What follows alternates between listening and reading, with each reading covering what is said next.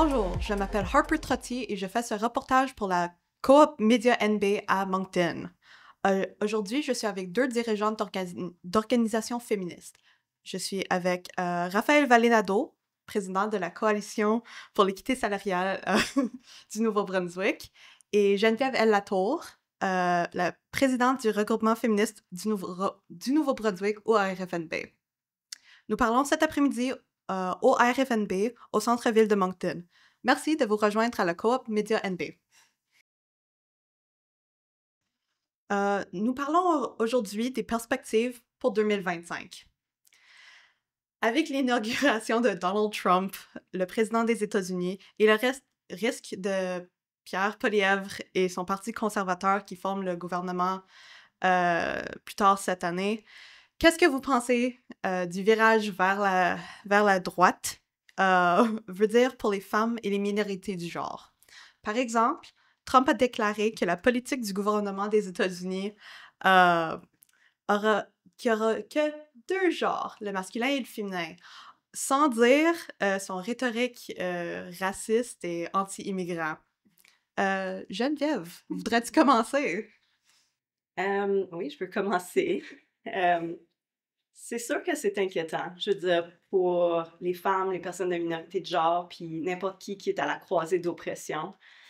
Il y a comme deux choses qui me viennent en tête. C'est comment est-ce qu'on se prépare à ce virage de la droite au niveau du gouvernement, puis l'impact que ça va avoir sur la société.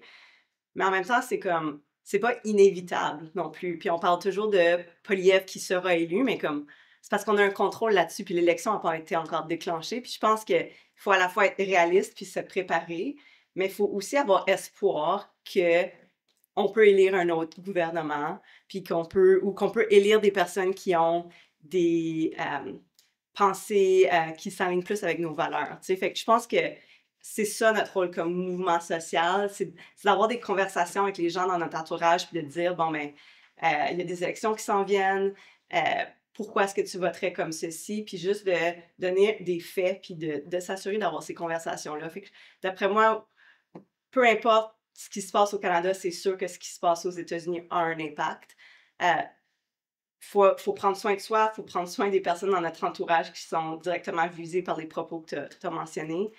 Mais en même temps, je pense qu'il faut cultiver l'espoir, puis il faut avoir confiance dans notre communauté qu'on peut prendre soin de nous puis continuer à avancer malgré tout. Là. Raphaël, t'en penses quoi? Ben, pour rebondir un peu, je pense que je suis tout à fait d'accord avec ce que je viens de mentionner. Puis il faut s'accrocher aux petites victoires. On vient d'élire au Nouveau-Brunswick la première femme première ministre qui s'est quand même positionnée, heureusement, un peu plus à gauche, même si c'est clair que les politiques qui sont à venir risquent d'être influencées par ce qui se passe ailleurs, tant au niveau fédéral qu'international. Mais il y a des atouts, on a des alliés de part et d'autre, tant au sein des gouvernements provinciaux présentement que fédéraux. On a des organismes forts qui, je l'espère, vont réussir à cultiver cet espoir-là. Puis il ne faut pas minimiser l'organisation collective et communautaire. Je veux dire, on voit déjà aux États-Unis la réponse et la réaction et la mise en embargo de certains des décrets qui sont profondément problématiques, qui ont déjà été promulgués. Fait que, comme dit Geneviève, il reste à s'organiser collectivement, cultiver cet espoir-là, être aussi plein de compassion avec les gens qui ont besoin d'une pause syndicale, là, faire comme elle là, plus capable, mais de cultiver cette énergie-là, puis de continuer à revendiquer le droit et l'antidiscrimination et l'anti-oppression. Trump a été accusé par de nombreuses femmes d'abus sexuels et de mauvaise conduite. En 2023, un jury a déclaré Trump responsable d'abus sexuels vers la chroniqueuse E. Jean Carroll en 1986. Qu'est-ce que la réélection de Trump nous dit sur la normalisation de la culture du viol? Je pense, encore une fois, je pense que ça démontre un peu le virage qu'on est en train de prendre comme société. Puis, je pense des fois, il faut se questionner, bon, mais qui vote et pourquoi est-ce que ces gens-là votent? Puis je pense que ça vient souvent d'un sentiment qui est légitime. Je veux dire, moi, j'entends, par exemple, quelque chose qu'on entend souvent, là, ça serait on n'a pas accès à du logement ou j'arrive pas à me trouver un job, c'est de la faute des immigrants. Mais le fait de ne pas avoir accès à du logement abordable ou pas pouvoir se trouver une job qui coïncide avec nos besoins, ça, c'est un sentiment qui est valide. Maintenant, de blâmer l'immigration, c'est là qu'il y a de l'éducation, de la sensibilisation à faire, de dire, en fait, non, comme, je comprends ton sentiment, il est absolument valide, puis travaillons ensemble pour faire en sorte que le logement soit abordable. Travaillons ensemble pour faire en sorte qu'on puisse avoir des conditions de travail qui sont respectables. Maintenant, si je reviens un peu à ta question, je pense que c'est un peu ça. Je pense que les gens en ont ras-le-bol de leurs conditions de vie, puis malheureusement sont prêts à élire des personnes qui peut-être coïncident pas avec toutes leurs valeurs, mais qui au moins ont cette promesse-là ou sentent qu'ils sont écoutés dans leurs sentiments. Puis je pense que ça, c'est notre job comme mouvement social, de valider ces sentiments-là, mais de trouver des solutions qui adressent les sentiments tout en blâmant pas les groupes marginalisés puis les groupes qui sont déjà victimes d'oppression.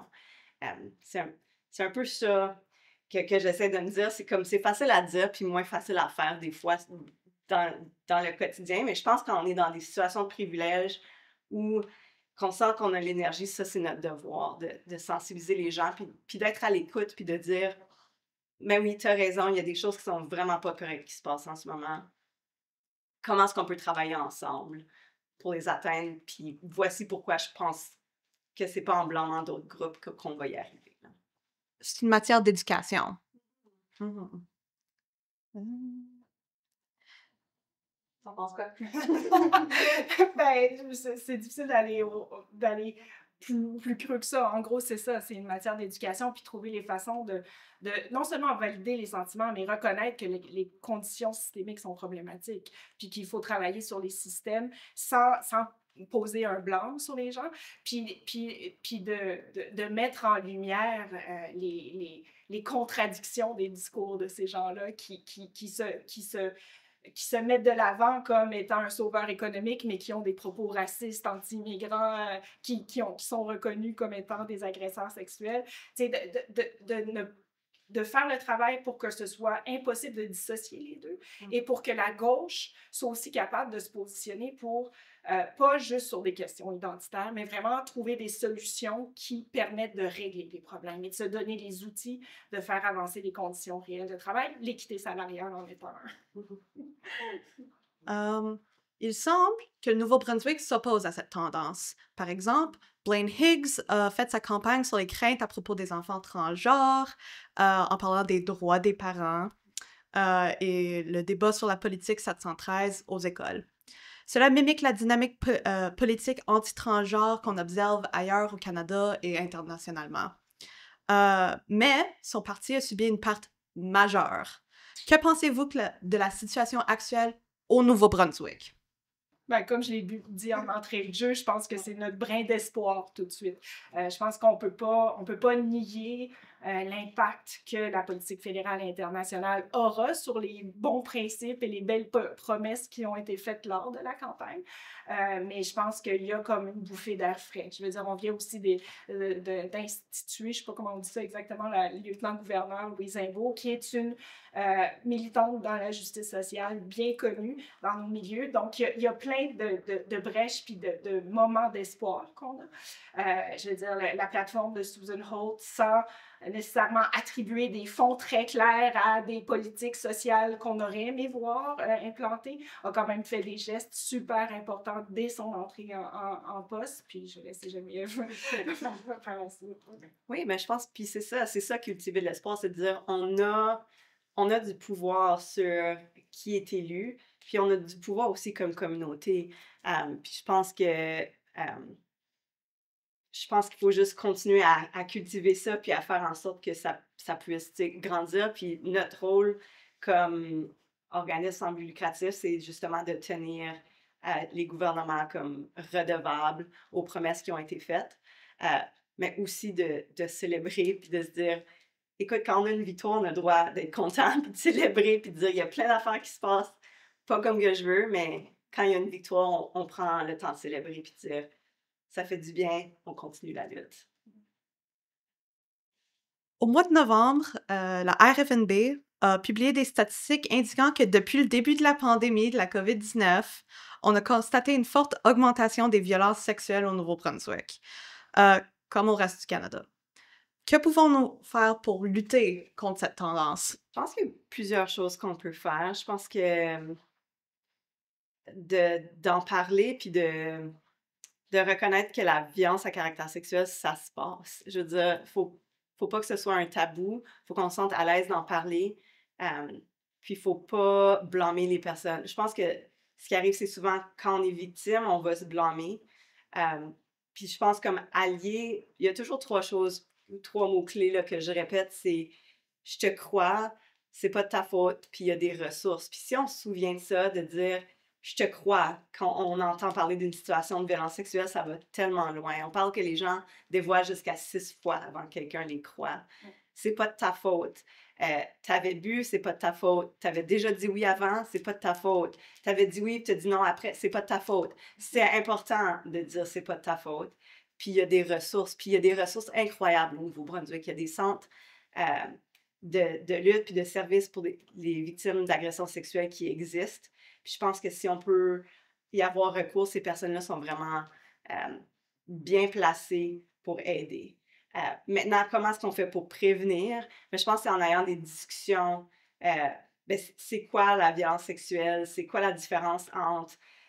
tu sais, c'est quoi du sexe enthousiasme? Parlons de sexualité. Ça aussi, ça existe. Ça a l'air à quoi? Comment est-ce que je fais pour dire oui? Puis, bon, ben, quand c'est pas ça, c'est non, tu sais. Fait que quand on a ces discussions-là, puis ça peut commencer dès un jeune âge, là, quand on parle de consentement avec des très jeunes enfants. Ça n'a pas besoin d'être tout en lien avec la sexualité, de dire quand quelqu'un dit non, on respecte son non.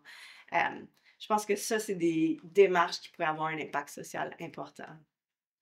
Tu dirais qu'on ferait comment pour trouver les ressources pour le monde qui ont subi de l'abus? Il y a, je dirais, violence sexuelle Nouveau-Brunswick.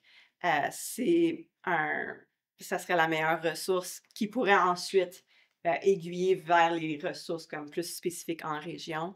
Mais si vous allez comme sur Google, violence sexuelle Nouveau-Brunswick, ça serait vraiment comme le meilleur point de départ, je dirais. Merci beaucoup. Comme tu as dit, au Nouveau-Brunswick, on a une nouvelle première ministre, la première femme à avoir cette position, Susan Holt. Elle a aboli un règlement qui constituait un obstacle à l'accès à l'avortement. Pourrais-tu en parler? Oui, mais dans le fond, l'avortement est accessible au Canada. Par contre, au Nouveau-Brunswick, il y avait un règlement qui disait que seuls les avortements qui étaient faits, les avortements chirurgicaux qui étaient faits dans les hôpitaux étaient remboursés par notre Medicare. Puis ça fait depuis la création du regroupement féministe, il y a comme 18 ans qu'on lutte. Puis, je veux dire, le règlement date d'avant ça. Qu'on lutte pour enlever ce règlement-là, de dire, par exemple, si on veut aller dans une clinique privée, que ce soit remboursé. On se souvient de la clinique 554, par exemple, anciennement la clinique Morgan Taylor, qui offrait ces services-là, mais il fallait être payé. La première ministre Holt a rayé ce règlement-là, et donc maintenant, tous les avortements chirurgicaux dans la province pourront être remboursés s'ils sont dans un milieu d'une clinique privée, par exemple. Ça veut dire qu'on pourrait finalement augmenter l'accès parce qu'au Nouveau-Brunswick, on a seulement accès dans 2 hôpitaux à Moncton puis un hôpital à Bathurst. Ça veut dire qu'il y a des gens, des femmes, des personnes de minorité de genre qui ont besoin d'un avortement chirurgical qui doivent faire jusqu'à 6 heures aller-retour, par exemple, pour avoir accès à un avortement. Je pourrais en parler vraiment longtemps, mais c'est le genre de victoire, je pense, qu'il faut célébrer, de se dire, bon, ben, déjà d'avoir un gouvernement qui se dit pro-choix, puis qui veut mettre des mesures concrètes pour augmenter l'accès, c'est génial. Puis je pense que si on peut continuer dans cette voie-là pour qu'il y ait l'accès véritable, qu'il y ait des points d'accès un peu partout dans la province, c'est vraiment ça là, vers où on veut se diriger. Tu voudrais voir quel changement bientôt? Bientôt, je pense que ce qui serait le plus réaliste, c'est qu'il y ait des cliniques privées qui puissent offrir ces services-là. Je pense qu'idéalement, ça devrait être notre système public qui les offre, que ce soit... Je veux dire, l'avortement, c'est un soin de santé de base, puis c'est pas un soin de santé qui est très compliqué. Ça peut être fait par... Il y a des endroits, c'est les médecins de famille qui le font, c'est des sages-femmes. Et donc, on pourrait voir, par exemple, que ce serait quelque chose que plus de sages-femmes en province pourraient offrir, qu'il y ait plus de sages-femmes, premièrement, en province, et que ces sages-femmes-là puissent l'offrir, que les cliniques dans les communautés puissent l'offrir. Je pense que c'est c'est là, à long terme, où on devrait aller. Mais à court terme, ce qui serait réaliste, c'est qu'il y ait des fournisseurs de santé privés qui ouvrent des cliniques là où c'est des déserts de soins au niveau de l'avortement. Il y a aussi là, le projet de Holt d'ouvrir les cliniques communautaires. Je veux dire, si on pouvait déjà mettre ça de l'avant, de s'assurer que ces services-là maintenant soient offerts dans ces cliniques communautaires, il y a peut-être un travail à faire de conscientisation puis de réflexion à quels sont les services qui sont nécessaires dans les communautés, et celui-là en est définitivement. Ouais, ça a beaucoup de l'allure, hein? Ça a du sens. Ça prend pas la tête à Pop. Après son élection, au mois d'octobre, Susan Holt a promis une loi sur l'équité salariale pour le secteur privé. Pour tous ceux qui ne sont pas familiers, pourrais-tu expliquer ce que ça veut dire?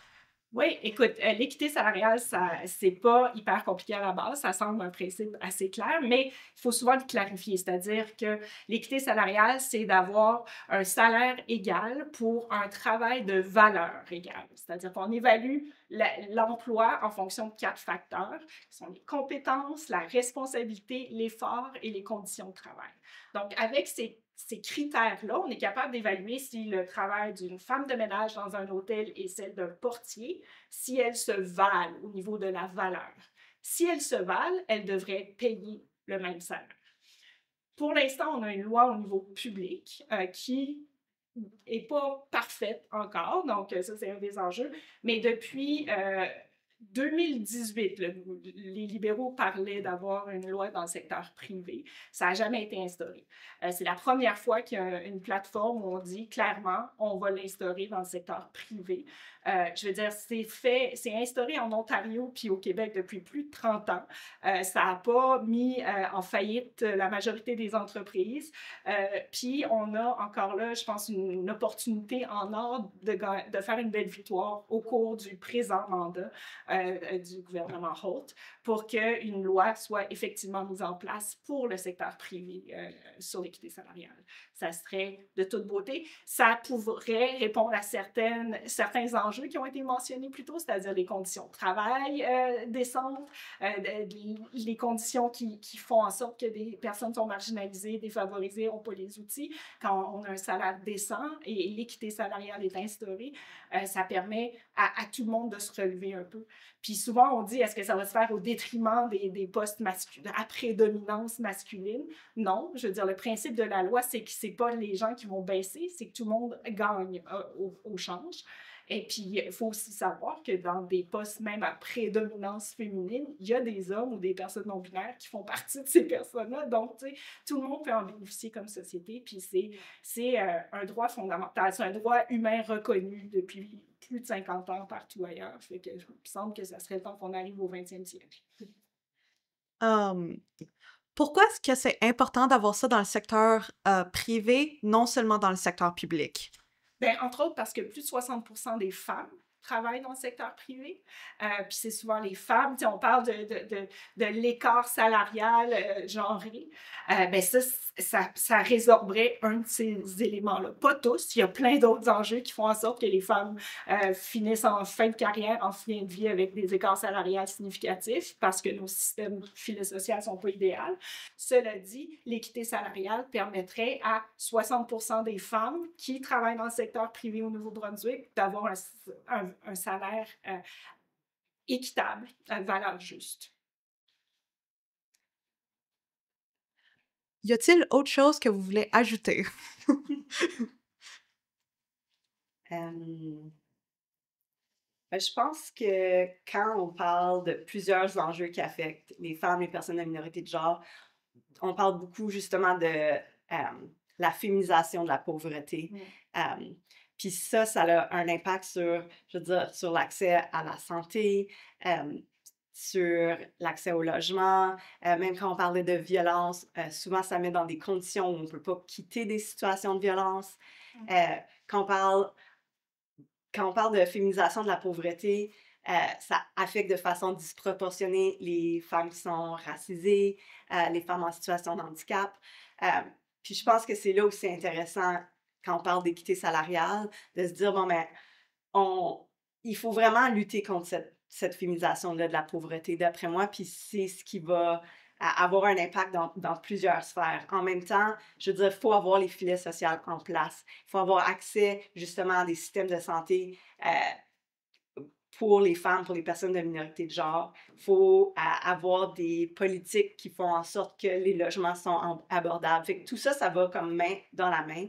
Je pense que le dernier enjeu qu'on a un petit peu moins parlé, c'est toute la question des changements climatiques, qui est aussi une de mes inquiétudes par rapport à la montée de la droite, parce qu'on voit beaucoup des personnes qui sont climato-sceptiques et qui ne croient pas dans le fond, à toutes les données scientifiques qu'on a qui nous démontrent qu'il y a une crise climatique présente puis qui s'aggrave. Puis je pense que ça, c'est un autre de nos enjeux au regroupement. Puis c'est un enjeu féministe parce que ça l'affecte, encore une fois, de façon disproportionnée les femmes, les personnes racisées, les personnes en situation de handicap. Je veux dire, le Nord, le Sud, on voit vraiment que ça exacerbe les oppressions, mais aussi parce que traditionnellement, puis c'est les femmes qui mènent ces luttes-là. C'est les femmes qui se sentent interpellées par le prendre soin, de par notre socialisation. Puis je pense qu'on se doit justement de lutter parce que peu importe les changements qu'on met en place, si on tackle pas la question des changements climatiques, ça va nous rattraper. Là. Difficile de suivre ça. Je pense que moi, ce que j'espère, c'est qu'on garde espoir, qu'on profite du brin d'espoir qu'on a présentement au Nouveau-Brunswick, qu'on travaille avec nos alliés qui sont présentement au gouvernement, mais aussi ceux qui ne sont pas. Il y a aussi les Partis verts qui a fait un beau travail. Il y a différents organismes pour s'assurer que les promesses qui ont été faites en matière de justice sociale, économique et écologique soient mises en œuvre, puis qu'on sorte dans les prochaines 4 ans plus fort qu'on l'est présentement et en meilleure santé. Merci beaucoup. Merci d'avoir parlé avec la Coop Média NB aujourd'hui. J'ai parlé à Raphaël Valenado, et la présidente de la Coalition pour l'équité salariale du Nouveau-Brunswick, et Geneviève Latour, présidente du regroupement féministe du Nouveau-Brunswick. Je m'appelle Harper Trottier. Merci de nous avoir rejoints.